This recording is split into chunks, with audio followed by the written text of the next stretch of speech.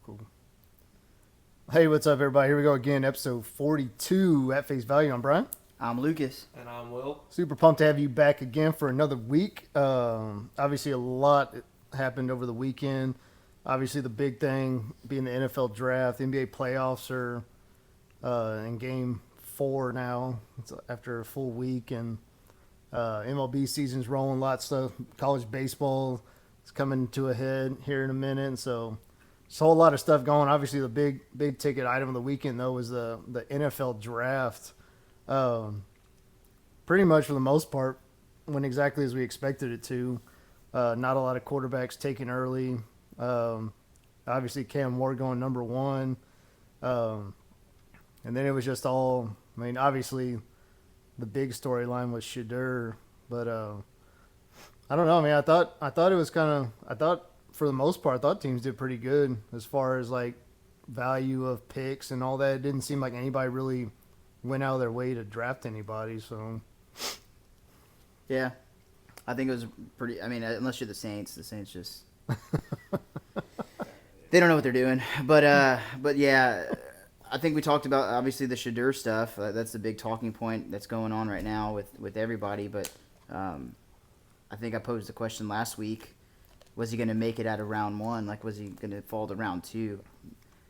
I don't think anybody saw him fall into round 5. Like, that's.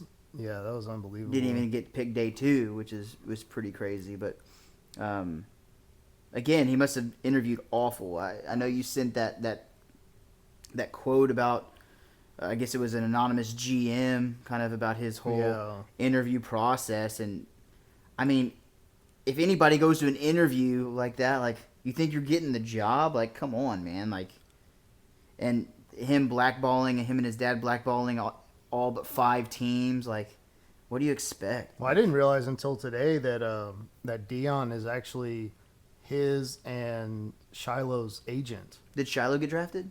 Shiloh, he signed with the Bucks, like undrafted, and then dumped his dad as his agent. Said it's not working out. So it's gonna be an awkward Thanksgiving. Yeah. Like, but no, I mean, I saw one thing where they said that, which I think I told you yesterday. So they said Brian Dable, like they said, historically he's a really good QB evaluator, and they said one of the things that he did is he sent Shedeur like a package, like, this is what we're going to talk about. You need to study, like, be prepared. And he showed up and like didn't have anything ready. And so Dable got mad that he wasn't ready. Well, then Shedeur got mad that he got mad. And so this was like a private meeting, and they said like that was just like crossed him off the list, like right there.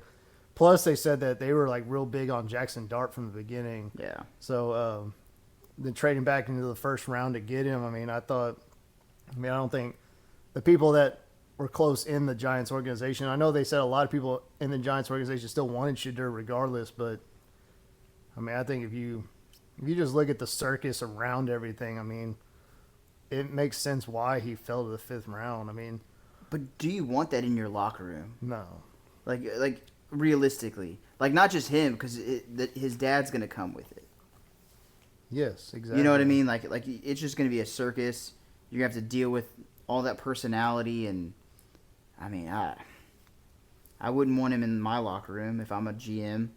I mean, and just think about it too. Like in the Senior Bowl, he wore Giants cleats, so like he was like pretty much kind of doing this whole ordained thing of like, this is where I'm getting drafted, and like you said, he shuts down all but 5 teams he even talked to. Kind of tries to dictate everything. Even afterwards, I don't know if it was true or not, but like I saw a quote alleged quote from Dion where he was like, doesn't matter if Dylan Gabriel got drafted too, like, my son takes a back seat to nobody.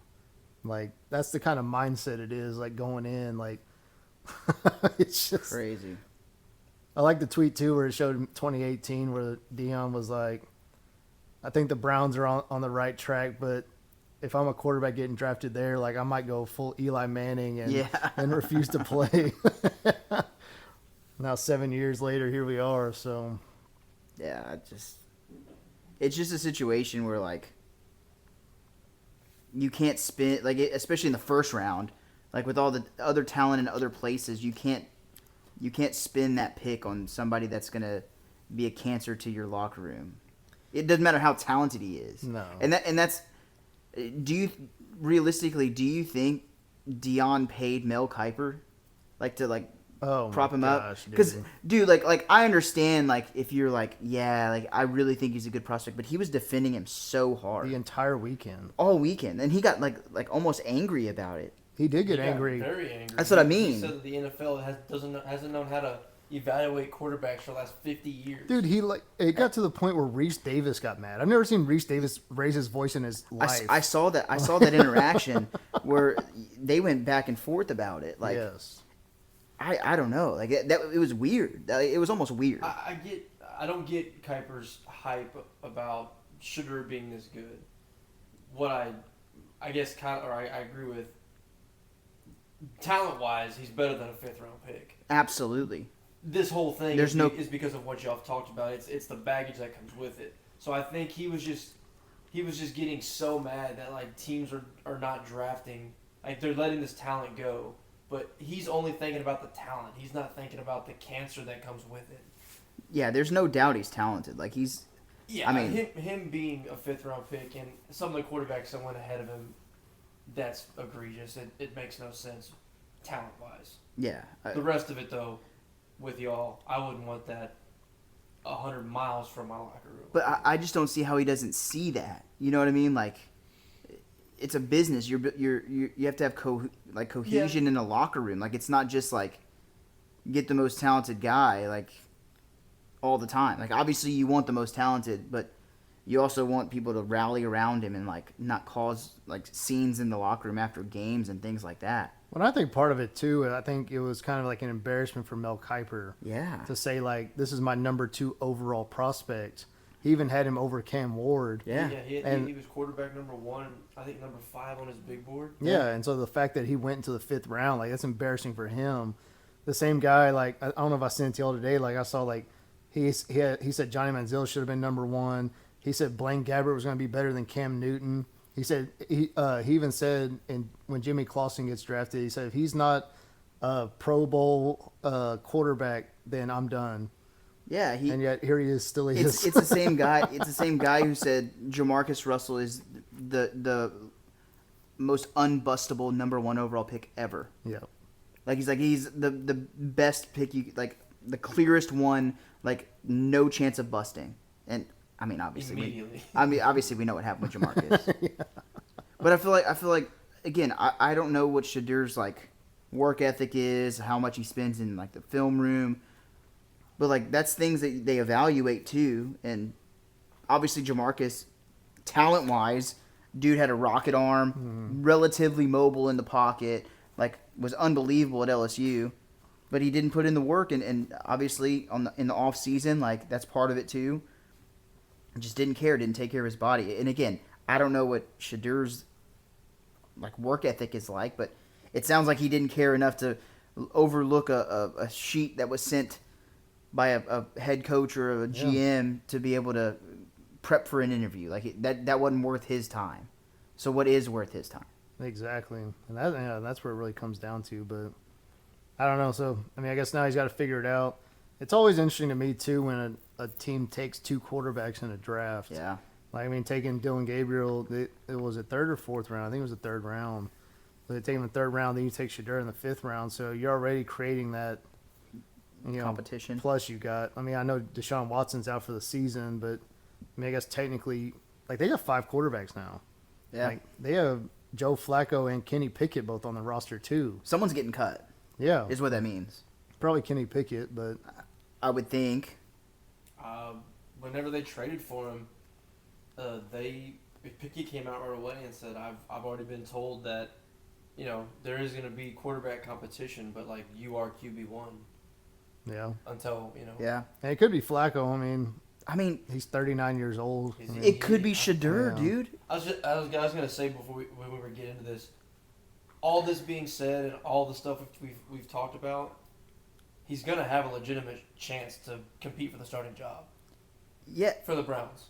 I was talking the other end. Like if he doesn't clean up his act and start making an effort and putting in some work, he might be the one being cut. Yeah, like it could be the starter too. The spectrum's that broad. Yeah. Like if he goes in there and puts in the work, yes, he could legitimately start for the Browns. Maybe not game 1, but he could start a game this year for them. Yeah. Or he could not even make the team. It's that. Yeah, you're right. That big of a difference. Absolutely. And that's what it could turn into is Kenny Pickett starts QB1, struggles, and then they give Dylan Gabriel or whichever one's playing better, they give one a shot, and then if they don't pan out, they give the other one a shot. We may see 4 quarterbacks play for the Browns this season. Like that's the most Browns thing ever. That is for sure. That dude with the jersey of all the names, he's gonna be going crazy, dude. Like yeah, that's in the window at the shop. Yeah, I know what you're talking about. Make it a blanket. Yeah, dude. Like, keep fitting more jersey. Yeah, no, it was just a roller coaster ride, man, and like a little part of me kind of felt a little bad, like a little bit, very small. Like he had his whole like a DJ and like this whole setup for like day one. Dude, did you see his room? Like, yeah, but you can't expect to like if you act like that, dude. Like I don't know. I felt a little bad. Like he is still relatively young. Like people dogging him, and the kid who called him pretending to be Mickey Loomis. That's out of line, dude. Like you can't do that. That's messed up. But a little part of me, especially once that came out with the call, I did feel a little bad for the guy. Like, but he brings a lot of it on himself. But yeah, man. And that's the thing is like you want to feel bad for him, but then you also remember what kind of guy he is. For sure. And you're like, okay, like. Because I saw the clip. There's a clip going around too, like after they beat Colorado State. That quarterback for Colorado State, he was up in his face talking mess. I'm like, dude, just take a dub against the team that you should beat. Dude, he got like in the what you did. Yeah, that like was he got in the ball boy's face for like trying to take a like Shiloh's interception ball or something. Like it's just and like, it's that team's ball. You know what I mean? Yes, like, yeah. Like more and more just coming out. It's just crazy, man. For sure. Yeah, I mean, what you gotta hope is that he gets in there in a QB room with like Joe Flacco, and Joe sits him down. It's like, all right, kid, if you want to make it in this league, a lot of this has got to go away. But how much is he gonna listen? I'm not saying he is at all. But no. If you're Cleveland, that's your hope right now, because you just got probably a first round talent, possibly for sure a second round talent in the 5th round. Yeah.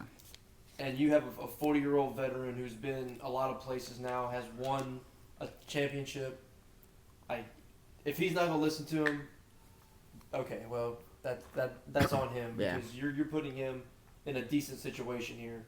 So hopefully he gets it straightened out, because I mean I think he can be a serviceable quarterback. Yeah. I don't know who the Browns don't have a lot of talent around him on the offensive side. On the offensive side, so you know. Well, that was the other thing is I respected the Browns for being smart too. So like despite everything, I mean I thought they had a good draft. I mean they filled their needs. They did what they're supposed to do. And I thought a lot of the teams, like I said, I didn't feel like there was really any major reaches that I saw where I was like, man, like I can't believe they took that guy. Like nothing early. I mean there was some stuff like you go look at like round 3 or 4, some guys were getting drafted and they were like either 200 something ranked on the prospect board, or not even ranked. So if you want to call that a reach in round 4, but you're taking a flyer at that point on most of these guys. Yeah. So I'm with you. Nothing in the first round, and even not much in the second round was there. Just something that's totally off the wall, crazy. Is that where the Saints picked their quarterback? That's a little bit of a I don't know if that's just like their plan. He's so old, man. He's so old. I'm saying things as a plan, like Mickey Loomis has a plan. That's my problem. Yeah. Mickey Loomis doesn't have a plan. He has zero plan. But the only thing that I could see of a little bit of a plan is him possibly like panning out to be like a bridge to next season, just to get him in. See but Spencer Rattler is like the same. That's my whole caliber here. Like, for sure. There's other players still in the second round that could definitely help your team. Absolutely. Like if your plan is to stink next year and get in what is projected to be a much better quarterback class, possibly a franchise quarterback, why are you taking one in the second round? And that's a especially great with question. Like someone like Quinn Ewers who didn't get drafted until the 7th round by Miami. He was a 7th ranked quarterback, and he got picked like 13th. Yeah. Like a guy like that's available. I mean, again, we already went through it. Shedeur's better talent wise. I mean, like I don't know. I would take. I don't know QB. I mean, NFL style. Maybe Tyler's a better quarterback than someone like Quinn, but when you have so many holes to fill and zero cap space in New Orleans, don't blow. Yeah, I'm not taking a QB second round. Agreed, 100%. Absolutely agree with that. It was definitely whenever I saw that pick come in, I had to go look at where he played. He played everywhere. I know that. Yeah, because I think he played 6 seasons. Was he there in college for 6 seasons? Yeah, I think he was there in 2019, 2018. Yeah, he backed up Justin Herbert at Oregon, and then he was he was at Tech for 3 seasons, but he was injured most of it. And then last year he was with Louisville. Yeah. Which, I mean, I thought he had a good season. I mean, he's 6'5", 225, so I know that alone usually draws some scouts. Yeah, like just his size. And a lot of people were really high on him. Like they said, he had a really good pro day and a good combine. Yeah, but one decent season at Louisville.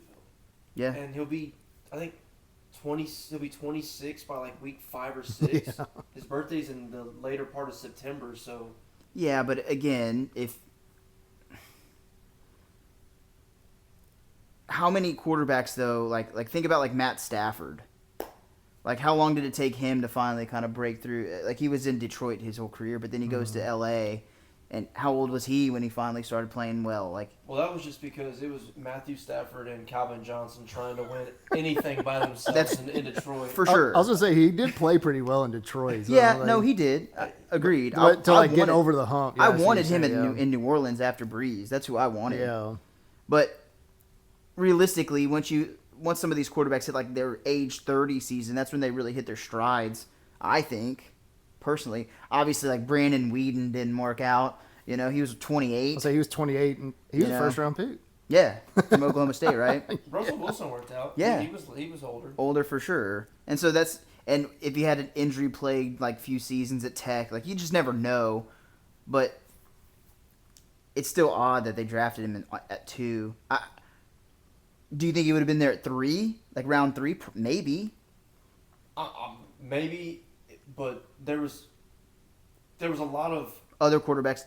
They're all in the same line to me. Agreed. Where you could have got someone with the similar talent and skill set and everything. Yeah. In the 5th round and filled out your very, very depleted roster with something else of need. And still had a backup / bridge starter, like what you're saying too. Yeah. To win you 2 games next year, so you get the #1 pick. Exactly. If you're gonna be as bad as you think you're gonna be next year, then don't waste a pick. There is not a world in which the Saints should try to be good next year. Not a single world. No. I mean, that's bad to say for an organization. I'm not for tanking at all. It's not good for sports. But the way the NFL is set up, that's what you have to do to get your guy. There is no reason for them to even try to be good. But I'm sure they'll try. They'll try to be good, but they won't because they're not. Yeah, that's the thing. They're gonna try to be good, but they're stuck. Well, and what's crazy is one of their biggest needs. So they got their quarterback, but one of their biggest needs was wide receiver, and they didn't draft a wide receiver. Dude, Brandon Cooks, dude. They signed Brandon Cooks, 36-year-old Brandon Cooks, whose one thing is to just run down the field as fast as he can, and he's not fast anymore. Exactly. Yeah, so old Mick. I don't know, man. Old Mick. I said his name a while ago, but Quinn Ewers getting all the way to the 7th, leaves college early, could have come back, got a sweet NIL deal. Yeah, he lost a lot of money. The quarterback class next year, again on paper, seems to be a little better. He'd probably still be picked. I mean, around the same. If he was the 13th quarterback in this draft, there's no reason he couldn't be the 13th quarterback next year and make him $2 million this year at the college level. Yeah, I just wonder what happened because, I mean, obviously he had the injuries, but I wonder if that was the biggest sticking point. I mean, when you see the quarterback from Montana State and North Dakota State, You see FCS quarterbacks going Houston before drafted him. Graham Mertz. Yes, Graham Mertz, who was Terrible. Over Quinn? He went like in the 5th or 6th round, yeah. Why Houston's drafting a quarterback is beyond me. Yeah, I know. I mean, we have our guy. Made no sense. But yeah, Graham Mertz was decent at Wisconsin, stunk it up at Florida. Oh, yeah, bad. Stunk it up. Well, he got hurt, too, and then obviously DJ Lagway took over, but... Yeah, that was a Dunnerwich injury. Blessing in disguise for Florida. Yeah. That probably saved Billy Napier's job. It did. Absolutely, yeah. But, yeah, that was a horrendous pick by Houston. Maybe he had a good pro day, dude. But Quinn leaving now and losing out on easily $2 million in the portal, probably more. I know there was reports of higher numbers, but say bottom dollar, he was getting $2 million. Bottom dollar. Yeah. And he goes and, again, ironically enough, with Tua's injury history, hell, he might have a chance to play some games in the NFL right away. But I just crazy. don't. Again, I don't know his work ethic. I don't know any of this stuff and how he interviews. I don't know any of that stuff. But I mean, Texas was in the dumps before he got there. Like legit, like a bad football program. Yeah. And he took them to back-to-back playoffs. Yeah. Like willed his way to back-to-back playoffs. Injured.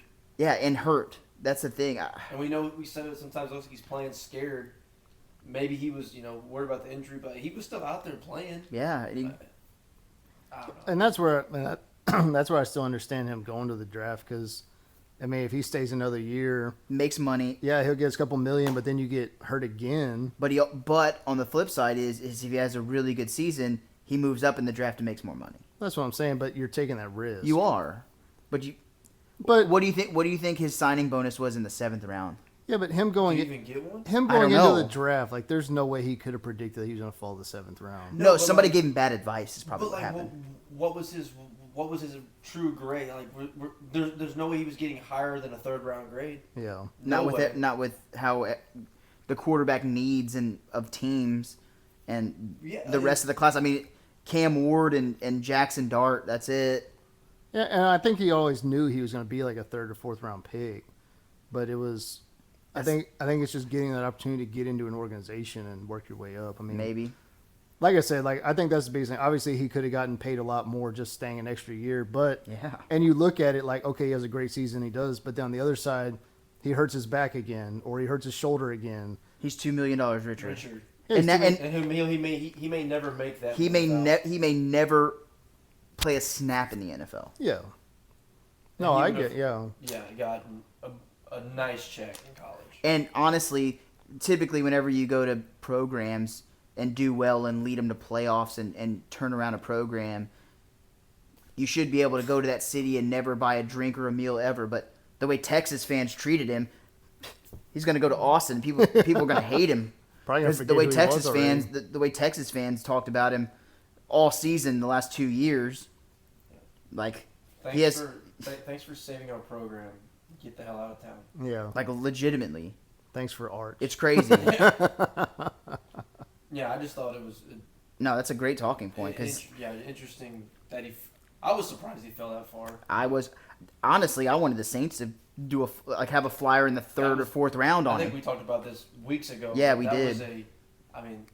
You talk about you could get a serviceable quarterback in round obviously 7, but yeah. And I know the Saints, they definitely did their due diligence. Like, I think from what I was hearing, you get I think you have 30 prospects that you can fly to each place and go to dinner and have a long meeting with. There's 30, and he was one of the Saints 30. Yeah. And so I was like, okay, this is great. They might draft him, but I would have taken him in Dallas too. Absolutely. I would have. But I mean, they decided to spend their 4th round pick on a guy that caught one pass last year, so that was fun. Yeah, that's what I was going to ask next. What were your thoughts on the Cowboys draft overall? I thought they did well. Hang on, boys. Dame's out. Dame might have just tore his Achilles. He gone. That didn't look like a movement to tear an Achilles, though. You think that was a lateral ankle sprain? It looked like. Okay. I don't want to be spreading rumors, but it was just that look of him sitting there flexing. I was like, oh no, is that an Achilles? At face value, breaking news. Yeah, that everybody else is watching on live TV. That didn't. Yeah, that didn't. Okay, yeah. good. I don't want it to be. I don't want. No, for sure. I just looked up and saw he was flexing that or holding that area. I was like, oh my gosh. It didn't look like a movement that would do that, but I mean, it very well could be. Yeah, let's hope not. Hopefully, it's just a slight ankle sprain. But I'd like them to show it again, but yeah. But overall, the Cowboys did good. Jerry did good. I mean, they didn't better than Mick. They didn't do anything like over the top. Like they never reached, which I thought was good. Some people will say Tyler Booker was a reach. I mean, was it the first round guy? He was the first round guy, number 12.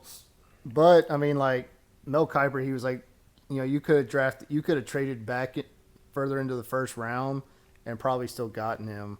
But are we gonna trust Mel Kiper now? I don't trust Mel Kiper for anything.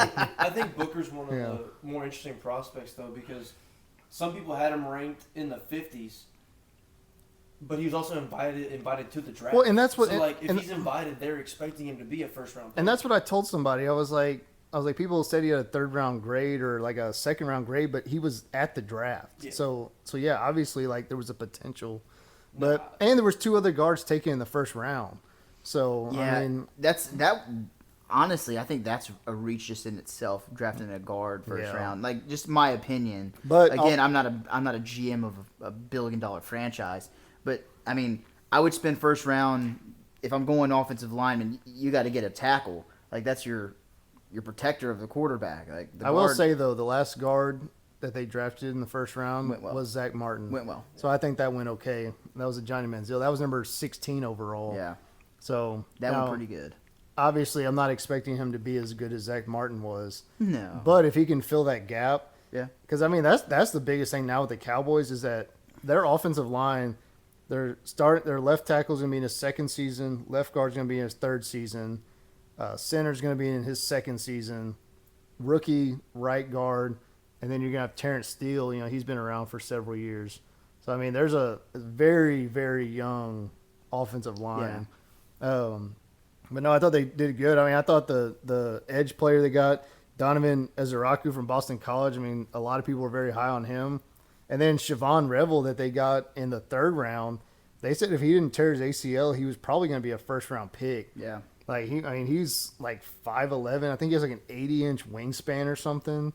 So, I mean, I think if he can get fully healthy, man, I think he's going to be solid. Yeah. And then I was a big fan of the Jaden Blue pick too. Yeah. I mean, I thought that was great value. I mean, I think he's going to get a lot of reps. I mean, his biggest downfall at Texas was he couldn't hang on to the ball. Yeah, I was going to say he had fumbling issues. But I mean, he also had a great postseason, like in the playoff. Like he did really well. So very good hands out of the backfield too. So if he can translate that, and I mean, and then if Javonte Williams can do better than what he was doing in Denver, then I mean their backfield. Plus, if their offensive line can keep moving, then I think they're going to be pretty solid. So, yeah, I was going to say I really like the Saints' first pick too, Kelvin Banks. That was, I mean, I was hoping he was going to be there at 12. Yeah, there was projections for him being the first tackle taken. And obviously, it was your boy instead. Yeah, Will Campbell. But I mean, you're picking straws with that. They're both very good. Oh yeah, for sure. So, I mean, I think both of them at one point were projected even number 1 overall, and then they both fell a little bit. But I mean, I think definitely both top 10 picks. What about your Texans? How'd you feel? Yeah, I don't know what the Texans did. I mean, just filled needs. I mean, we needed offensive line help, being that the tackles went a little bit quicker than I think they thought. I think after pick number 4, nobody really knew how the draft was going to go, and you had to just react based off what teams picked. With teams pulling the linemen a little earlier than I know Houston would have hoped somebody would have fallen. I like to trade out, to trade down, get some more draft capital, and then we went wide receiver, which we need because we essentially have Nico Collins. We traded for Christian Kirk. Tank Dell's probably out for the season with that knee injury. Mm-hmm. We need wide receiver help. We've had other guys haven't really panned out, so I liked that, and I think I actually texted y'all that if we'd have went for that with the tackle from Minnesota, I'd have been happy with it. We traded back up in the second round with some of those extra picks we got the tackle from Minnesota anyway. Yeah. A little bit later, so I was, I liked that. We actually drafted the other Iowa State. Yeah. Two Iowa State receivers. So just filling needs up, just kind of up and down. Nothing too crazy, but I've started to really like Nick Casario's approach to the draft. He's nailed it in recent years. I mean, he obviously nailed Stroud. We nailed the draft last year with Lassiter and Bullock on the back end of the defense. So I trust. So he hasn't given me any reason to not trust how they evaluate and what they pick. So protecting Stroud is definitely a huge must for this year. It's a huge must. I didn't love the free agent approach. We didn't go out and just try to sign just a surefire starter. We got a lot of guys that used to have good potential, haven't always really panned out. So it's kind of a pieced together line. I think it'll be improved. Yeah. But it's going to be a marginal improvement. We're not going to see us go from being like 29th in sacks allowed to top 10. We'll probably be middle of the pack. Like slight improvement. No, I mean overall it was a decent draft. We didn't do anything crazy, and I'm fine with that. Don't go stupid and make some tough decision. Dude, going back to Ewers real quick, did y'all see his the room he was sitting in? No. When he was waiting, so like he was in like his dad's like game room and like his like hunting room. Dude, there was like freaking mounts just lined behind him. He had trophies just everywhere, dude. It was awesome. Like that's like what everybody was talking about there. It was just kind of crazy that he was in, but no, I thought it was a good draft overall. I mean, we'll see how it pans out with some of these quarterbacks. Who's going to end up getting a starting role and all that. I mean, obviously Cam Ward's the surefire. Is he? Because starter? He's a surefire starter. Yeah. Well, that's what I mean. Okay. Yeah, like okay. Because I was thinking about this too, and there's a reason there was not that many quarterback needy teams because 6 of them went in the top 14 last year. Yeah. Where do y'all think Cam Ward gets drafted last year in that realm of those 6 guys? So you had Caleb Williams 1, Jaden Daniels 2, Drake May 3, Michael Penix 8, McCarthy 10 or 11, and then Bo Nix I think 13 or 14. I mean, 7.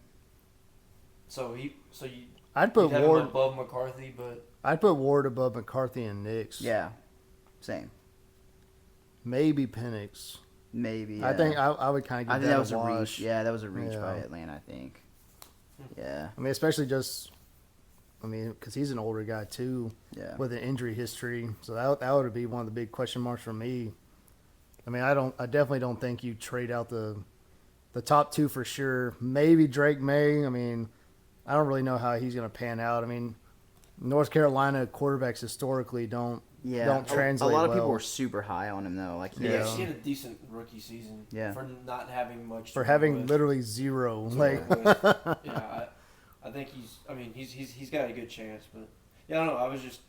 He was the surefire slam dunk number 1 this year. Tennessee needs a quarterback bad, but coming off of what could end up being a historic quarterback class, because Jaden Daniels blew it out the water. I think Drake May's decent. Caleb Williams, nothing bad, nothing spectacular. We'll see what Penix does. Bo Nix played fairly well in Sean Payton's offense. Yeah. And we'll see. Obviously, McCarthy hasn't gotten a snap yet, but. I mean, I'll tell you this though. Drake May has a tackle that's going to die for him though now. Yeah, that's for sure. Might literally. But dude, like, if Caleb Williams doesn't take a step up this year though, oh man, that dude's got weapons everywhere. I was talking to somebody about that recently. Like, what if they would have drafted Jaden Daniels there, like 1 overall, and he went into the situation in Chicago? Does Chicago make the playoffs? Yes. Do they make a run like Washington did? No, they don't, because Matt Eberflus stunk. Yeah, I think that's your problem. Yeah, and that's a fitting thing, right? Yeah. Like, and that was why the question was asked. But you should see a substantial progression under Ben Johnson. That's the whole reason they hired him. I'll say I think a lot of the Bears' problem was just like decision making Yeah. and stuff like that. I mean, it was just because I think their defense is decent. I mean, I think they have weapons on offense, and obviously, I mean, you got the number 1 overall pick. You got Odunze out there. Now you got Loveland and Luther Burden to throw to. Yeah, Burden too. Yeah. I mean, like you got 3 guys that, I mean, you should be able to sling the ball everywhere. I mean, they got an offensive tackle to help them now too. Speaking of offensive tackles and not addressing needs, the Bengals.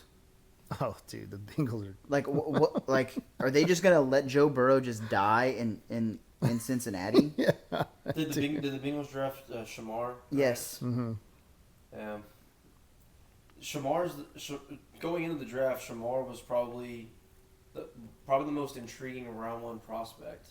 He's A lot of upside. lot of upside, intangibles, but not a lot of stats. So I think he's a project case. But I think they compared him on the draft to Daniil Hunter at LSU because Daniil Hunter had, I think, 4 career sacks at LSU or something like that. Oh wow. had a lot of sacks for the Vikings. I think he has like 99. Now for the Like in his Texans as career. well. Yeah, he's very, very good at sacking the quarterback. But when he was at LSU, there was just so many dudes at that time on the defensive side of the ball. Did you see what Shamar Stewart did at the combine though? No. Oh my goodness! Like Just great 4.59. Jesus. 4.59. Crazy broad jump. Wow. Yeah, the metrics were just off the charts. Can he block for Joe Burrow?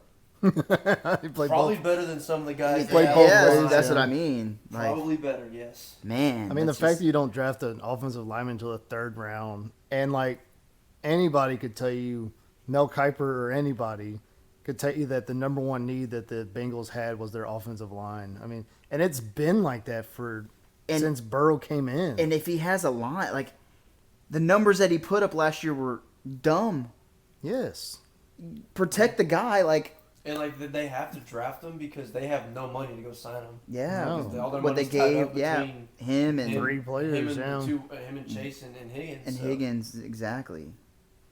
That's So instead, let's take a project defensive end. that's an interesting that's an interesting route. Well, they might get something back because they'll probably end up trading Trey Hendrickson. So Which He's I got mean, 1 more year?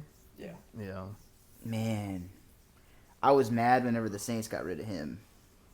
Dude's a monster. He's very good. He's legit, so. Yeah, instead they went and got older and signed Cam Jordan to a long-term deal. So Hell yeah. they love him there. But And they got Chase Young, yeah, great former move. number 2 pick. Great move. Dude, the craziest draft to me is the Steelers. So the Steelers, with 0 quarterbacks on their roster, Yeah, waited to draft Will Howard in the 6th round. national champion, dude.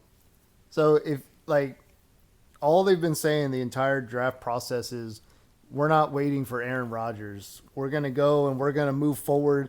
And if he wants to play here, then we can address that when he comes.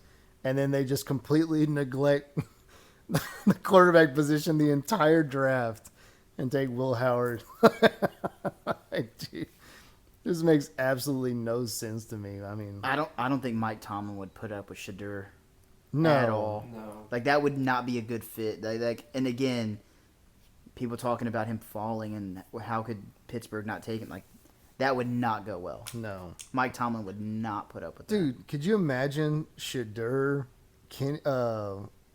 DK Metcalf, and George Pickens all in a locker room, and then add Aaron Rodgers on top of that, dude? Like, you imagine that locker room? That would be. That would need to be Hard Knocks. Now I kind of Yes, wish dude. it happened. That would be a Hard Knocks. hilarious. Honestly, they should just go to Cleveland for Hard Knocks. Just, hell yeah, dude. I mean, that's probably what's going to happen. Just do the QB. It's gotta room. happen. Yeah. Yeah, like we don't want to see anything else except the quarterback meetings. Like, Yeah. Because you have all that. I would tune guess in. I've never watched it ever. Yeah. Technically, Deshaun's still there in the. Yeah, he's just sitting in the back in a boot. God, man, it's gonna be rough, man. It's gonna be rough. for sure. Could always be worse, I guess. So. Yeah, be the Saints. Yeah. NBA playoffs kicked off. The Thunder, tough first round. Thunder rolling, dude. They're freaking good. They're already done. John Morant, Game 4, said, "I'm good, guys. Y'all have fun." And they almost won. Yeah, they were did. up by 20-something. Oh, my gosh. Wow, I didn't realize that. Yeah. Thunder already through. Sweep. Cavs are through. Cavs. Oh, did they end up winning today? Yeah. Yeah, they're through. So it looks like No, sorry. They were only through 3 games. 3-0. Yeah, they'll play tomorrow. All right, I forgot that they play every 14 days in the NBA, so. Yeah, it's crazy. The The Lakers, dude.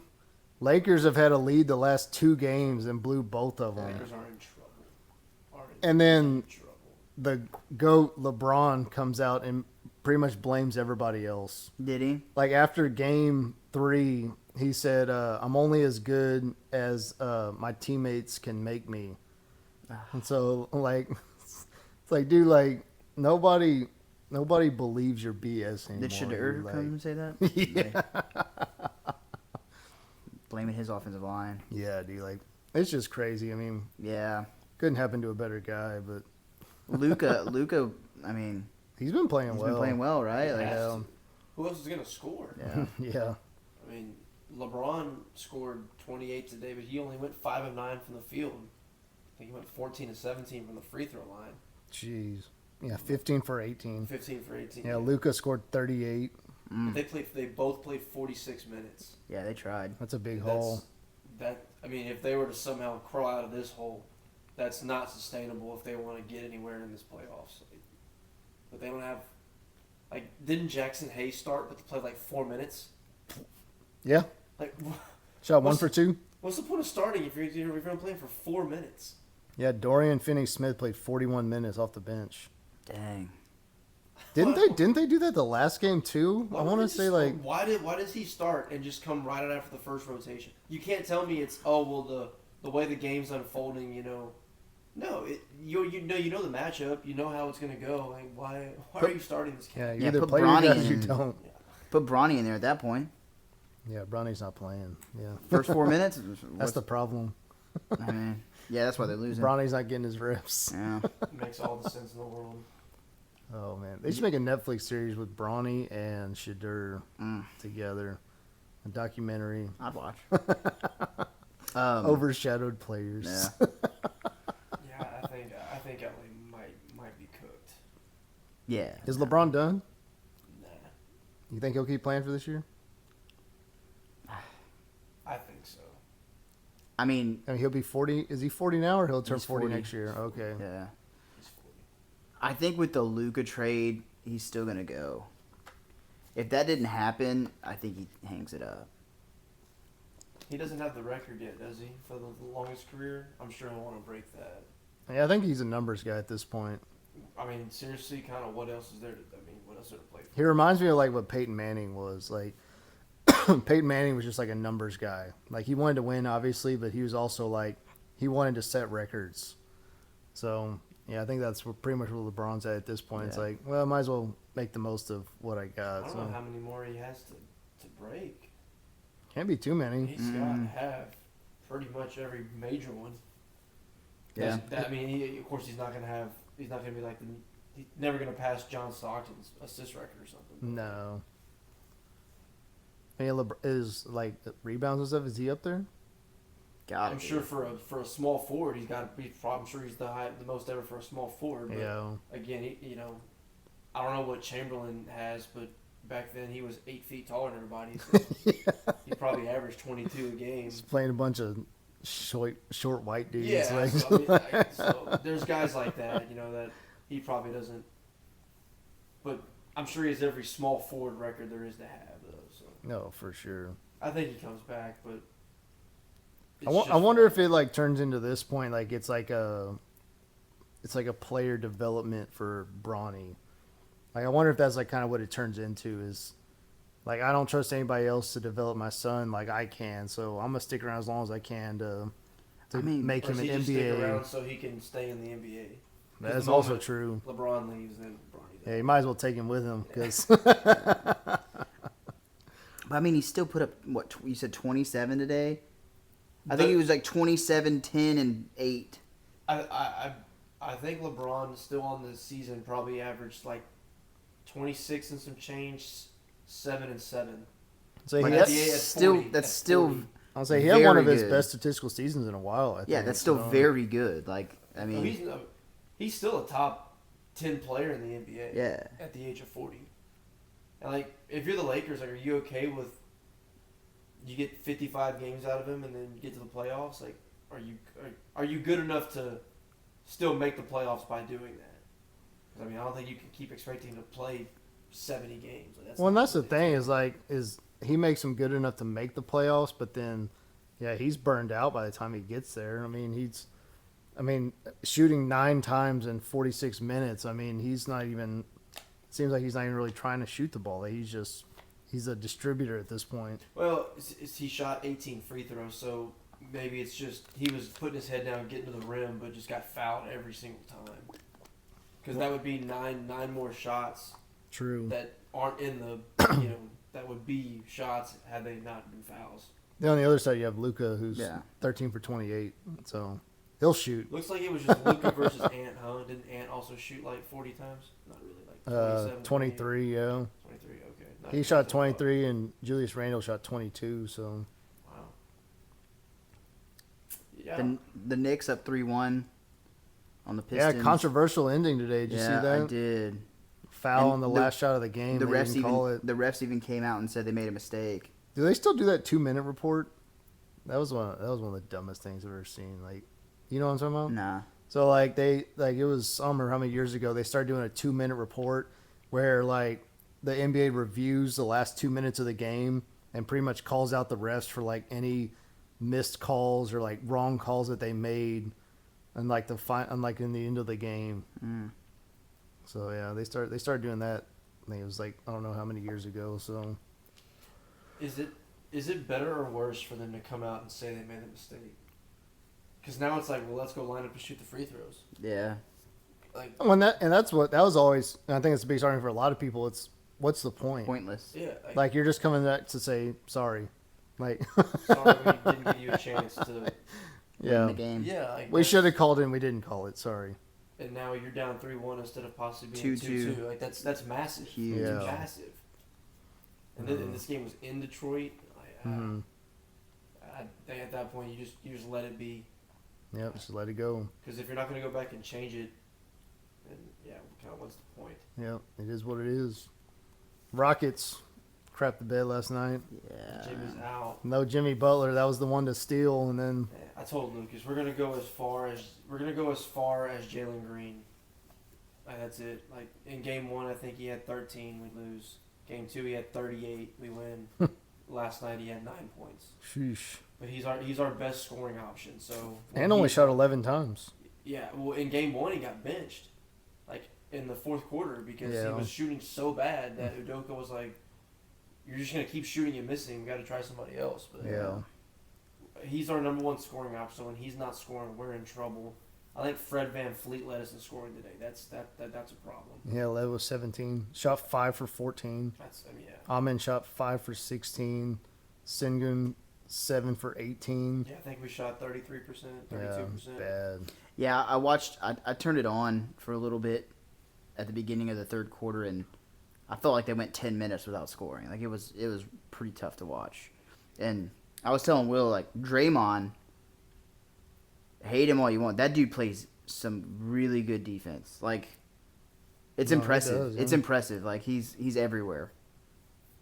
And that was, I think, why they couldn't score. Like, they just couldn't get into a rhythm because he was just doing crazy Draymond stuff. When they started off well, I mean, the Rockets. Yeah. They had a 12-point lead with like less than 3 minutes to go to the half. Yeah. The Warriors trimmed it all the way to 3 though. Yeah, and then it was just the second half was back and forth really all the way up until the middle of the fourth quarter. Yeah, and then it's just downhill. Yeah. But I mean, the problem with the Rockets is they can't score. Like their whole goal is play elite defense and then just try to get to 100 points. Yeah. And if you could do that, they think they'll win more times than not. If they can just hold you down. Hey, that's the opposite of the Mike D'Antoni offense. It was, we're going to try to score 150 points, then just outscore you. Like, we're going to play zero defense. We're going to play zero defense, force you to shoot twos so we can get the ball and just go shoot and shoot threes a game. I still remember the stat line, or like they showed the graphic of like the shots they took, and it was all in the paint or 3-pointers. There was like very rare in like between. in between. Like, no mid-range game at all. That was fun. That was peak James Harden though. That was fun Yeah. to watch. James Like, Harden. That was peak James Harden. But yeah, Rockets down 2-1. I mean, it's not ideal, but you win tomorrow. You get back to 2-2. It's a best of 3. 2 of those 3 are at home. But yeah, Jalen Green just got to score because we're not going to. And you just got to stop Steph, which that's easy for me to say sitting on this couch. It's not easy to do at all. I mean, I'll say like still at 36, he's still just making insane shots. Like it's the one thing that ages well is shooting. You know, your stroke is always there. So if he can just get open, and Steph's in great shape. Like if you watch him when he plays, he's running around the entire time. Yeah. Oh yeah. Like, he's in very good shape. So the 37 is just a number. He plays much younger, but yeah, I mean, if Steph's going to score 30 a game, it's going to be tough. We're not going to be able to put up those kind of numbers to back that up. So. No, for sure. And then, dude, did you see the end of the Nuggets and Clippers game? Best series going on. Dude, that was crazy. Jokic just throws one up, and then who was it? Aaron Gordon. Aaron Gordon just sitting there, just taps it in at the buzzer, dude. It was close. Like if you watch the replay, like he barely got that thing off. Like I think they officially called it with 0.1 seconds. Yeah, it was crazy. That series is awesome. Kawhi Leonard is all of a sudden 27 again because this guy is playing out of his mind. It's fun. Like Kawhi's been hurt so much recently. You kind of forgot how good of a just basketball player he was. So it's fun to watch, and I mean I know he's had some not off the court issues, but you know he kind of forced his way out of San Antonio and all that kind of stuff. But on the court, I can respect Kawhi because he's not barking at officials, he's not making a crazy show. It's just get in there, business basketball, go about it, and he's just putting his head down and getting to the rim, and the Nuggets really can't stop him. And it's just good basketball to watch. I've enjoyed that. Yeah, and that was definitely. I know that's what a lot of people said. That was kind of the most intriguing series of the weekend or of the first round. Was just going to be that big time matchup, and so it's 2-2 now. 2-2, yeah. It's been the best series, bar none. Couple overtimes, tip in tonight. They've all been close games. I don't think there's been a blowout yet. Game 3 was a blowout. Was it? Okay. Yeah, but that was the only one. Yeah, the rest of them have been just back and forth. So, but again, it's kind of like we talked about. It's like, you know, it's kind of just all depends on Jokic. It seems like he just there where he goes, the team goes. Like just hating the sport that he's playing and just trying to do his best while he's out there, still crushing everybody. It's crazy. Have they named the MVP yet? I No. saw they did 6-man, but I didn't see. Peyton Pritchard was 6-man. Mobley was Defensive Player of the Year. Then they have like this Hustle Award now. Like Draymond won that. Of course. There was another award too that some BS that they made up, but no, they have not announced MVP. Do they wait till the end of the year? No, it happens during the season. Oh, okay. It happens during the season. They just make it its own little spectacle, I guess. I'll have to look and see when they announce it, but It's probably got to be soon if they're announcing all the other awards. Because all the other sports, they kind of do it all together, don't they?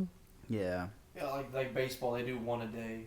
It's like the week-long awards announcements, and they just release one every day. But that's at the Yeah. end of the season. Correct. Yeah. Yeah, because they do like the Gold Glove and then Yeah. everything else. I guess we missed it, boys. Yeah, they SGA? did already announce it. Yes, Shea Gilgeous-Alexander won it. That's what we all thought. I mean, that's Yeah. what we did. I guess it was just all week long. They announced them. That must have not been like a huge headline because I don't even remember reading about it. Mm-mm. No clue. Huh. I guess when you have it in the middle of the playoffs, like there's other headlines. You know, might not be the best time to announce those things. Yeah, exactly. Did he win it? No, they haven't announced him yet. No. I just got ball sacked. No, it doesn't. I don't think. Well, SGA won it. Breaking news. We're telling you right now. Yeah. So tomorrow they'll announce the teammate of the year. Draymond. Yeah. Then Tuesday's rookie of the year. Wednesday's most improved player. Draymond. Thursday's sportsmanship. Draymond. Yeah. Yeah, it's Giannis, Shea, and Jokic are the 3 finalists. Who's winning rookie of the year? Is it like a? I think Stephon Castle could win it. Is that just like a runaway? I don't know. I mean, are they rookie? Is it close or is it? Have they announced it or who's gonna? No, they've announced it. Like, no. What are you asking? Yeah, like who? Like, is it a close race or do you think? It's Castle, the number 1 overall pick that I can't say his name. That went to the Hawks. Star. No, Star was 2. Rissiker or yeah, that one. And then Jalen Wells from Memphis. I mean, yeah, Castle can definitely win that one.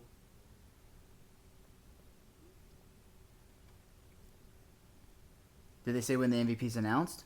I'm looking. It doesn't even doesn't say. give a date. Like I'm. It's just. This is what awards, including the MVP, have been announced. Shea Gilgeous-Alexander won the MVP award. Like that was the first headline on my phone. So Stupid chat says GPT. right here. Dude, AI. Yeah, that's what I get for reading that. But yeah, I got Freaking I got AI. a straight up ball sack. That's BS. AI, man. Oh god. That's funny, dude.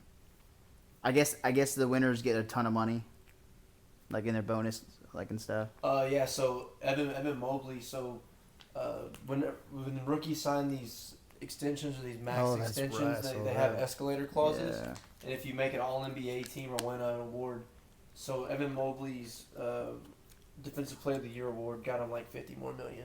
50? Yeah, it was 45 mil. 45 yeah. mil. Okay, it was something crazy like that. Yeah, you got 45 million for winning. I don't know why are these players just not going balls to the wall all season? Like, dude, I'm playing for the 45 mils. Yes, like, I just want to get that. Like, because defense doesn't really get played the all season. I would just be trying to swat everything. Yeah. Like, dude, that's crazy. These escalator clauses. Like, nuts, I thought it was just gonna be like, yeah, I got like $5 million bonus. Like, well, it's not a bonus. It becomes part of the contract, the supermax. Yeah. So, how does that work in the salary cap? Because you sign this contract, and say they're getting $35 million a year, all of a sudden it becomes 44. Hey, just know when you sign him, you're gonna owe him an extra $45 million. Yeah, but if he doesn't win, it's like, I guess that's a hard spot to be in as a GM, huh? Like maybe it's like a signing bonus type of deal or something. Maybe it is because like we want our player to be really good. But not good but enough. But just slightly worse. Come in second. Come in second, exactly. please. Play good defense, but not like top. Like. Yeah, that's a real tough spot to be in. Yeah, that's crazy. Cavs are like, God. 45 million. Yeah. Congratulations, Evan. That just shows you though, like the media rights, like just stupid money, dude. I mean, I know we've talked about it before. Like, money is literally nothing. Like, it's just. Who's the next big one? There's another big one that's coming up that can sign an extension, and it'd be like $76 million a year. Like, we are fast approaching, fellas, the day 100. where you're gonna make over $1 million a game. Dude, when Wemby gets his supermax, dude, he's gonna make unbelievable money. Nuts. In my profession, I could be the best ever, and I'll just get like a pizza party. You know, 45 million. Hey, you'll get put on Facebook as employee of the month or something like. Yeah. That's just crazy money, man. Yeah, it's all the media rights though, dude. Like, it's China. China's funding the NBA. I guess somebody's funding which is it odd because like they're gonna tariff that, dude. Of the major sports, you get 45 mil, but 90% of that is ours. So. Yeah. Of the 4 major sports, like NBA's probably followed. I guess like throughout the season you call it whatever, but like the playoffs, is NBA playoffs followed as close as like NFL playoffs is watched like crazy. I guess the money's there because there's so many games. Yeah, and it's super international too. That's true. Like I think that's a big thing. Like think about all the stars from different countries and all of Europe's watching Giannis and Luka. Yeah. I know they said sure. that. I think they said this first weekend was like, or game ones. It was like the most watched games in like a lot of years. It's been a while. Yeah, I think because of how international it is now is a big part of that. Because, I mean, the NFL, I mean, it's pretty much the United States. Yeah. It's pretty much the U.S. and Canada. And London. Yeah, and the UK, the UK is starting to get, they're starting to hit that market a little bit. And then you have, like, Mexico, who watches the Cowboys when they're in there. And the Raiders. And the Raiders, yeah. NHL playoffs have kind of been electric, though. Dude, the NHL playoffs are phenomenal. They've been really, really so good. Really, dude. dude. A lot of OT goals, a lot of just comebacks, making games interesting. Oh man, the Stanley Cups has been great. Like something that's so underrated but such good TV. Like Stanley Cup playoffs is probably it. Like it's so good. Which that's looking at the scheduling. I think they pretty much follow the NBA like to a T. I think they start at the same time. They play 82 regular season games. The playoffs are literally the exact same time. 7-game series. 7-game series that go all the way, and the finals are in June. It kind of stinks that they're going on right now all at the same time. Yeah. But if you're a sports fan, like the first round you should love because you have just hockey and basketball on. That's what I was gonna say. Time. Yeah, I was texting my group chat with my Arsenal friends, and they were like, "This is like I've been watching sports literally all week with the basketball. They're not hockey fans, but I mean, in soccer right now they have Champions League and Premier League games pretty much every day. Like it's there's something going on constantly, all the time. It's actually pretty busy right now with sports, and I mean, college baseball's going on. The MLB's like it's slow time. Like there's way too many damn games. Yeah, and it's way early. So yeah, super early, but there's so much to watch right now. It's awesome. How'd your Bayou Bengals do this weekend? They took 2 out of 3 against Tennessee. It was at home. Game 1 was crazy. Didn't start till almost 10 o'clock at night. Game ended at 1:15 in the morning. What time did they play Saturday? They play later? Yeah, I think it was a 7 o'clock first pitch. I was gonna say. Yeah, it was later. I was like, that would suck if it was like finish at 1 and then play at like 3 or something. Yeah, that would suck. But walk off 3-run bomb in the bottom of the 9th for Jared Jones on game 1. They lost game 2. Like both games, the first 2 games were pitchers duels. Like nothing happened until the late innings in both games. I think Tennessee put up a 6 spot in the 8th inning of game 2, and then LSU ruled them today. Oh wow! They beat them 12-2. Dang, nice. Yeah. So good series win. Trying to get to 20. If they win the next 3 series, they'll be right at 20. So they have A&M at A&M next weekend. Arkansas comes to Baton Rouge, and then they end on the road at South Carolina, which that could be a sweep too. So the next 2 are tough, and then yeah, he should be good the last one at least. Yeah. So going on the road, obviously, I talk about all the time, is tough. A&M's been playing well, obviously. This weekend, not so well, but it was a tough series for them. If you want to touch on that, I mean, they had a lot of opportunities. I know that. Tons of opportunities. 0-3, lost all 3 games by a single point. Yeah, all 3 by 1 run. 3 sucks. 2-1, 3-2, 6-5. Brutal, absolutely gut wrenching. Today was a fun game though. I was watching it. It was back and forth. Yeah. Put up 2 in the first inning. Had fun today. You're up 5-2, and you give up 3 in the 6th and 1 in the 8th. Yeah. Yeah, my phone was buzzing all weekend. Had some friends talking mess, which they're allowed to. Yeah, it's.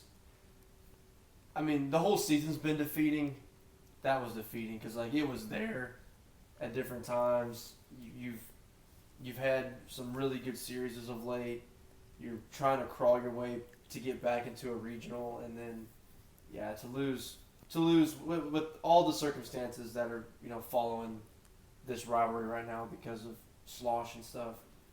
Yeah, that was tough. And kind of like what Lucas and I were talking about yesterday is like Texas field is like a big advantage. Huge advantage. That turf is from the 80s, man. Like they play on it all the time. Like, again, they still got to go out and win the games. Like, and they're doing that. Their pitching is carrying them through. Lost their Friday starter. And that's what that's what I don't know.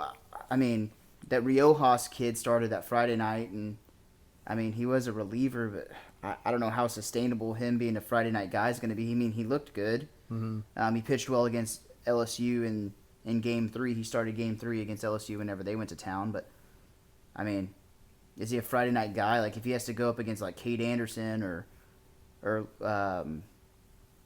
Liam Doyle from freaking Tennessee in a 3-game series, like, that's tough. Again, Texas is very good. I don't want that to be misconstrued at all, but like every single tough series that they play is at home. Like if they take 2 out of 3 at Arkansas this weekend, like fully deserved. But like they didn't have to go to LSU, they didn't have to go to Tennessee, they didn't have to go to A&M. Like every single series that they played has been at home against their tougher opponents. Yeah. No, they definitely got a good draw this year. Yeah, that's what I mean. And so with their starter out, God, I can't think of his name. It was that lefty that transferred in. Yeah, I know. I just saw it this morning. Blonde-headed kid. Like in a tournament setting, like how much of a disadvantage is that now for Texas? Yeah. Like realistically. Like in the regional, whenever they play a regional. Jared Spencer, yeah. In a regional, obviously, most of the time, like Texas is going to host. They're going to be a top 8 national seed. They're going to have a super regional go through there if they get through the regional. But, like, do you sit your, like, Friday night guy game 1 against lesser opponents? Probably. That's what I would do. Yeah. Especially if you're low on starting pitching with Spencer out now. Yeah. I mean, I guess you make Riojas your full-time starter, and then. But is he their best arm that's left for Friday night? Like, I don't.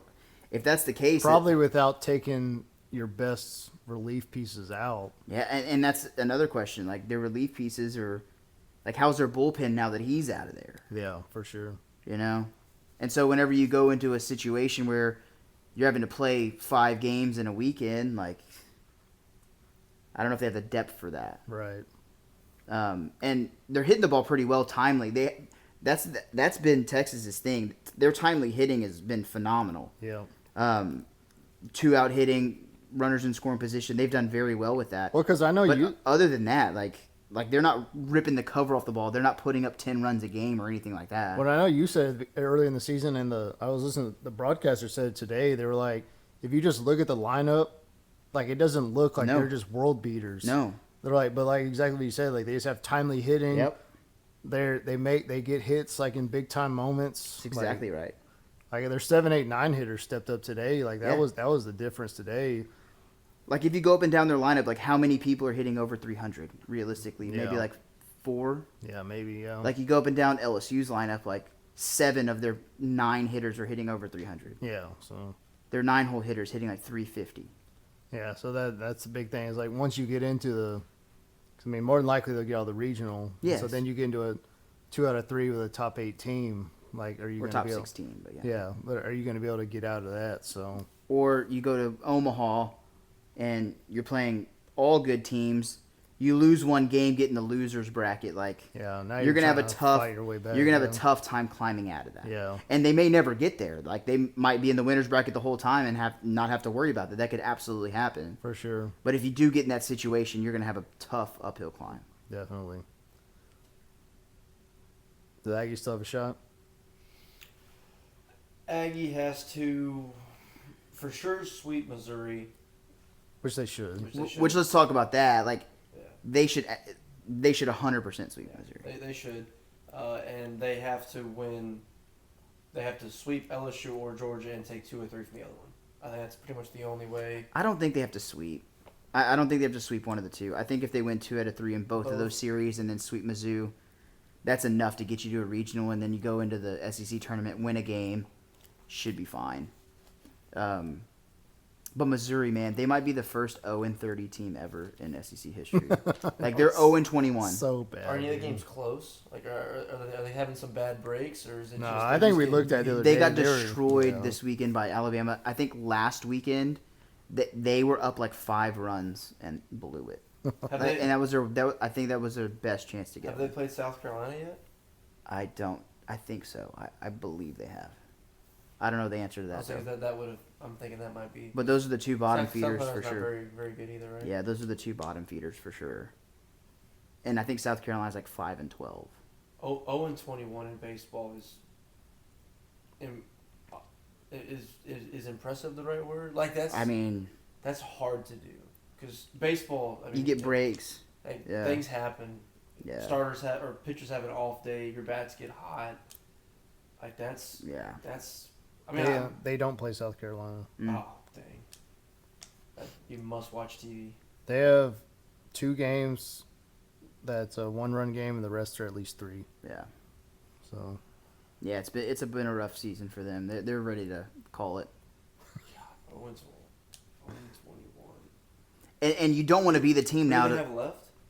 They host Georgia, then go to Aggie, and then they have Mississippi State at home. I mean, dude, that's not great. That's tough. That's not looking like that's not looking like there's a W there. Well, if any team can find a way to let them get there, and that's what I was gonna say. You don't want to be that team at this point. Like any team can give them something to play for. Lord knows it'll be the Texas A&M Aggies at Bluebell. Oof. That would be. I mean, yeah. That would be the epitome of the season. You would call that. It would literally be. You would call that rock bottom. I think y'all are past rock bottom. Yeah. Well, like going and think about it. Like you went to Tennessee, took a series. Was Arkansas at home? No, we went to Arkansas. Arkansas took a series, which we talk about Arkansas a little bit. They're falling. Like I think they lost their last 3 series. Yeah. They've fallen off a little bit too. And again, like it's freaking baseball. Like you go through stretches where you don't play your best. Like that happens. But again, it's baseball in the SEC this year, and like you throw them in a different conference, and they're probably winning the conference. But like, oh, who? Arkansas. Oh, they're absolutely winning the conference, 100%. Oh man, I think they're still in. I think Arkansas is second. They're tied with LSU on record. Let me look. Texas has a 5-game lead. Like Texas is like 19-2. Yeah. Which is ridiculous. Yeah, they're still Arkansas and LSU are both 14-7. 14-7. Yeah. Then Tennessee's 13-8. After today, yeah. Yeah. And I think in the SEC tournament, the top 4 seeds get 2 byes. So they're going to be playing on Thursday, which is kind of nice, but it's kind of tough, man. Yeah, it's. But again, A&M does exactly what you said. They go win a game in Hoover. They're going to be a 2 or a 3 seed somewhere. Arkansas's last 3 series are brutal too. Dude, they have a tough ending. They LSU, host Texas, go to LSU, and then host Tennessee. Yeah, that's what I'm saying. Yeah, like LSU has a good spot, like finishing second. Yeah. There's no catching Texas. No, unless Texas gets swept somehow at Arkansas, and LSU sweeps. That closes 3 gaps, but LSU has to go and sweep A&M, which I don't think they do. I don't know. Even though we lost all 3 games, like we were in all 3 games. A&M's played much better on the road than we have at home, at least in the SEC. You got to do what you've been doing and saying like, I guess we suck. We're done. I guess Lavalette, that's what gets them to go back in and win a series. I was optimistic about the Texas series. But Lavalette though, like he didn't have a good series because it seems like whenever he goes, they go. He went yard, but that's kind of been his thing all year. Is that he gets 2 hits. He gets 3 hits in a series, and 2 of them are bombs. Yeah, and that's just kind of been how he's rolled. Yeah, but yeah, it's tough to sustain that. Yeah, I mean that's in those 2 series where we won 4 out of 6. Like our backs were hot. Yeah, everybody was hitting. We scored 17 on Tennessee. Like, yeah, I mean that was in Game 3. Yeah. Yes. Yeah, Tennessee. I think Tennessee's in the same boat as freaking Texas, though. Like, Tennessee's first 2 starters, absolutely filthy, unbelievable. Mm-hmm. Their Saturday starter, he's pumping 99 into like the 6th inning. Like he was unbelievable. And that's their Saturday guy. The Liam Doyle dude. He's throwing 97, 98 from the left side. God. And he dude, he had a no. He's the who no hit y'all. He had a no hitter going against LSU up until like the 5th inning, 6th inning. He was unbelievable. Yeah. But Cade Anderson, on the other hand, I think he gave up two hits in 7 innings, and had 13 Ks. It was just a pitcher's duel. It was great. But after those two, today, LSU were just teeing off. It was Tennessee has nobody after those two guys. So getting run rule on a Sunday, that's tough. Yeah, they have nobody else after that. In the bullpen, they don't have a third starter. Oh, it is Achilles. Good call. Heard it here first. Tomorrow. Ooh, I didn't know about a blood clot. That sucked. Didn't want to be right about that. Yeah, he has that same condition that Chris Wemby Bosch had and Wemby, where it's like sickle cell or something. No, it's I can't remember what it's called, but it's you had a DVT or something. You can get a clot and die. Well, yeah. That's why Chris Bosch had to retire. Yeah. Dang. That's not ideal. That look is just yeah, it sucks. Yeah. I think he's gonna be up there in age too, right? Yeah. Dame's 35, I think. Yeah, so he may be close Might be done. You tear this now, you're missing all of next season. Yeah. Most likely. Yeah. Man, coming back at 37 after a full season off, that's tough to come back. That's unfortunate, man. That's unfortunate. But yeah, college baseball, 3 more weekends, and then SEC tournament, and then we go into regional play. It should be fun. When's Champions League kick back up again? Tuesday, actually. Yeah, Arsenal play PSG in the semifinal. And then on the other side, it's Inter Milan against Barcelona. Those are the last 4. Yep. And El Clasico was a good one. I didn't really watch it, but I was following it. I watched the end of it, actually. I saw the Barcelona goal at the end in extra time. Yeah. End up winning the Copa 4-3. So that's their second trophy. So they still could win the Champions League and the league. So they would do the quadruple, Golly. which would be, it's not a lot of teams have ever done that. Winning the league, winning the Champions League, winning both domestic cups. Just absolutely rolling. Yeah. Liverpool won the league today. Officially, yeah, they won the league. Yep. They were just a train this year, dude. They're pretty good. Yeah, I think points though. If you look at their points, it's not crazy.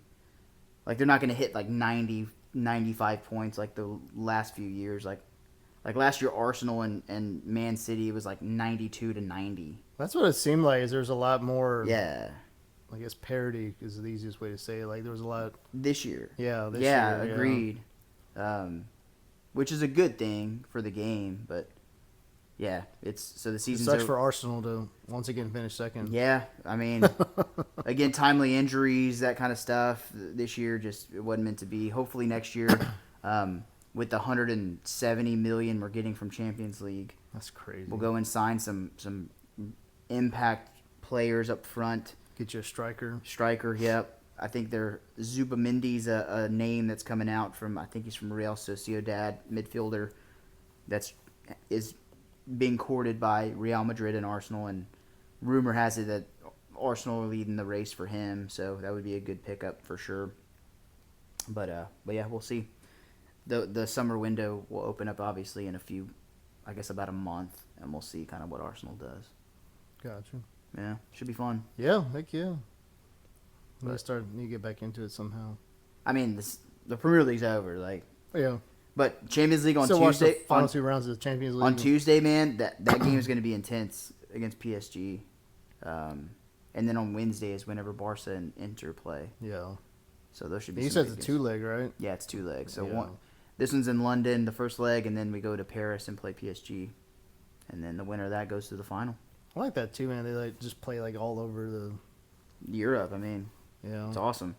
What's crazy is like that flight is like from here to like New Orleans. Yeah. Like that's how close. Like Europe's so close. So like compact. yeah, like Stanford playing over in Miami for a Tuesday night baseball game in conference. Like they're flying 5 hours. Yeah. That's funny. Yeah. Kind of crazy, but It's like a 2-hour flight from London to Paris, or probably less. yeah. But, Sheesh. yeah. You got anything else? Nah, I think we're good, man. I got a game for you.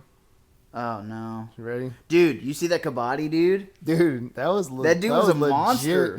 Dude, He's just like slinging fools. Throwing people, man. He's like the GOAT Kabaddi player. It just randomly popped up on my feed. Like they definitely hear us talking. Listen. Just an Oh, yeah. absolute monster. Too, Yeah, there's a like, clip that good dude's a beast, man. Watching that did not make me understand the game any more No, than I knew before. Not at all. But those guys also all get thrown a little too easy. Oh, for sure. Weren't they all just like getting For sure. flying over there? But he had some hops. yeah. Like he had some spring in his legs, man. That dude was. I'd like to see him play freaking in the NBA. Dude, or rugby, dude. Oh Like, yeah, Dude be trucking fools. that dude could probably win Defensive Player of the Year. $45 million I know he'd give it his best shot. for that money, dude. I'm telling you. Yeah, because I don't think you're making $45 million a year. No, You're making $45. I doubt 45 bags of rice. it. Something. 45 something. That's crazy. Yeah, but let's do it. Whatever. All right, you Let's do it, ready? I guess.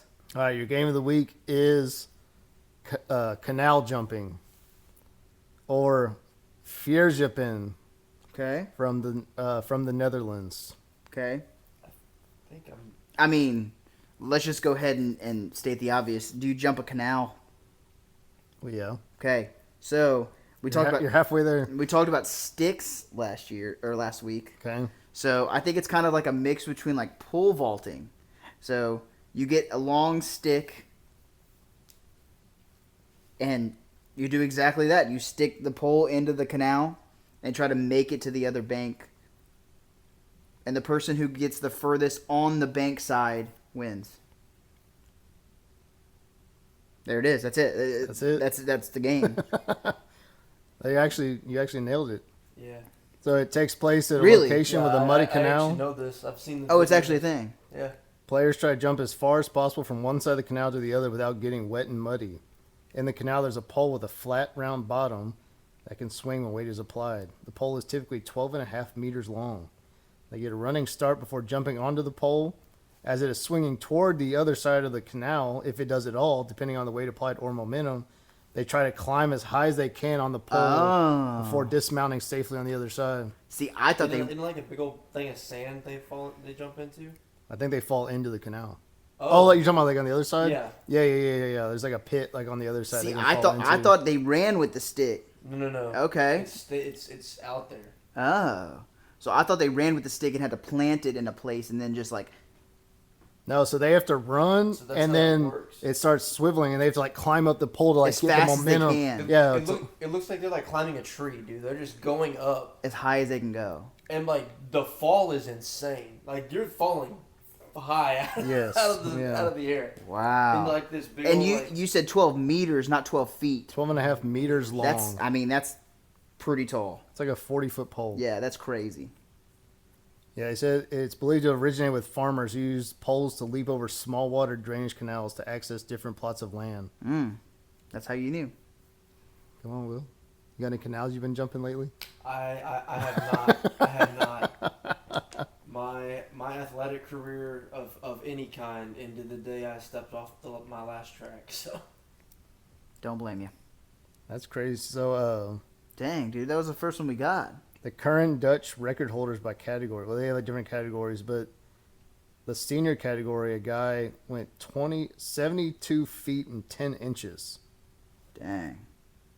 Absolutely went flying, I guess. So yeah, that's Vierjapan. Dude. Sorry to all our Netherlands listeners who just listen to me butcher that name, but Probably a lot of them. yeah. A lot of listeners in the Netherlands. All over the world just listening right now. Dang, that was the first one I got right. Yeah, good job, dude. Hell yeah, dude. We try to give you an opportunity every now and then. So. I mean, it was in the name. Yeah. Yeah, but you got the rest of it pretty well. I mean, you got it right. That would be crazy too if you had to actually like stick the pole in, like just. I thought it was like, gonna be literally like pole vaulting. Pole vault yourself over I thought the it was canal. pole vaulting into a canal. But the climbing and how high they are—that's crazy. Yeah, dude. Can you imagine climbing 40 feet up in the air? Can't be good on the joints. Just like cheese rolling. In Europe, I don't think they worry about that. So. Nah. Oh, dude, cheese rolling. That's.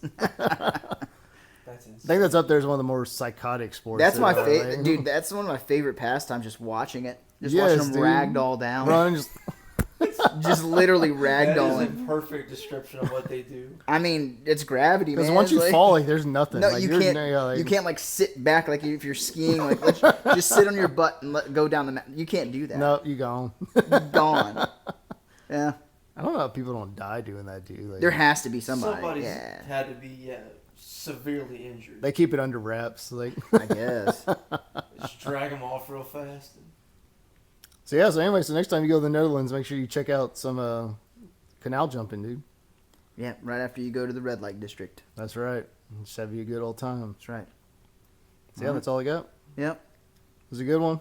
it's fun. We appreciate everybody listening. Continue to like, subscribe, share, tell your friends, tell your family. Until next time, we'll see you next week. See ya.